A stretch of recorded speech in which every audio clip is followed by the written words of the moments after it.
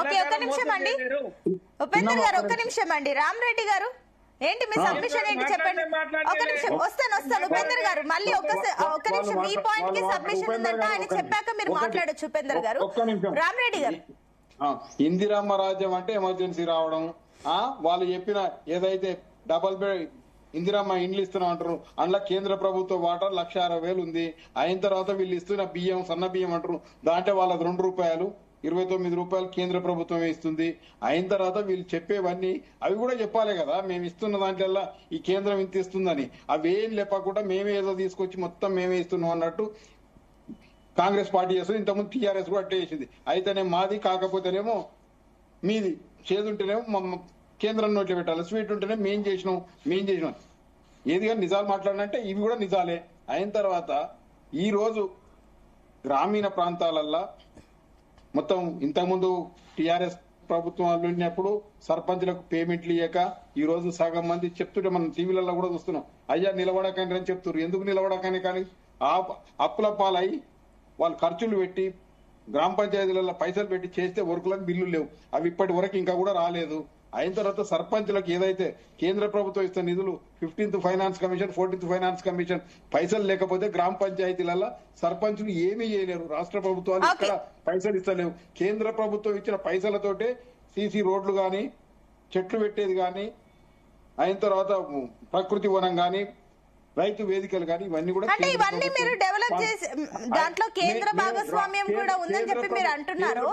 ఇది మీరు లోకల్ గా చెప్పడం, గ్రౌండ్ లో చెప్పడాన్ని బీజేపీ ఫెయిల్ అవుతుంది. అందుకే వీళ్ళకి సంబంధించి అటు బీఆర్ఎస్ కానీ కాంగ్రెస్ కానీ వాళ్ళు మాట్లాడుకుంటున్నారు. మీరు ఫెయిల్ అయ్యారు కాబట్టి. రామరెడ్డి గారు పెద్దలు జిఎస్టీ లెక్క తెలుద్దామా? యూపీకి తీసుకుపోయి హైదరాబాద్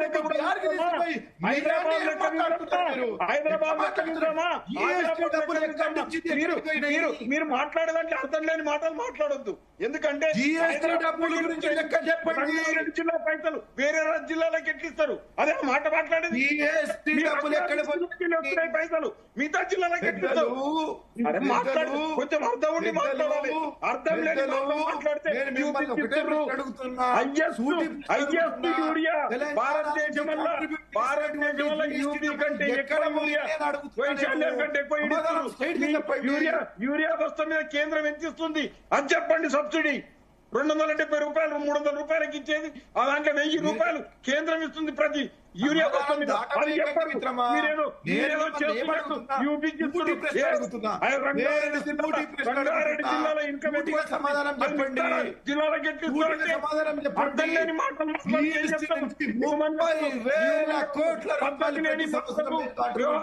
దేశ రక్షణ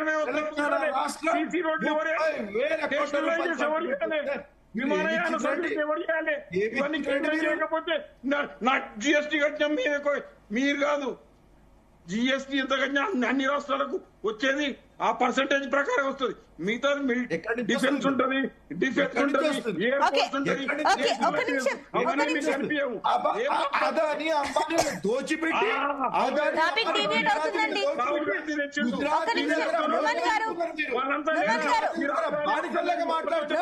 ప్లీజ్ వెయిట్, ఒక్క నిమిషం ఆగండి. రామరెడ్డి గారు ఒక్క నిమిషం.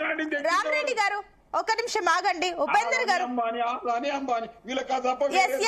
రామరెడ్డి గారు ఒక్క నిమిషం. నాకు అర్థమైంది మీ పాయింట్, నాకు అర్థమైంది. ప్లీజ్ ఒక్క నిమిషం ఆగండి.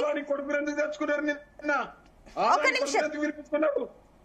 నిమిషం అండి, ఒక్క నిమిషం. రామరెడ్డి గారు ఆగండి, నేను మళ్ళీ ఒకసారి క్లారిటీ తీసుకుంటాను ఫైనల్ గా మీ దగ్గర. ఒక్క నిమిషం ఆగండి. ఉపేందర్ గారు ఏంటి లోకల్ గా వాళ్ళదే మా ఇద్దరిది ఉంది, అభివృద్ధి విషయంలో కానీ పథకాల విషయంలో కానీ మా ఇద్దరు భాగస్వామ్యం, కాంగ్రెస్ ది అంత ఉందని చెప్పేసి బీజేపీది ఎంతో కొంత పర్సెంటేజ్ ఉందని చెప్పేసి మాట్లాడుతున్నారు. But at the end local గా మీ క్యాడర్ కి సంబంధించి మీరు ఎంత బలంగా ఉన్నారు? మీకు ఏం చెప్పి ఓట్లు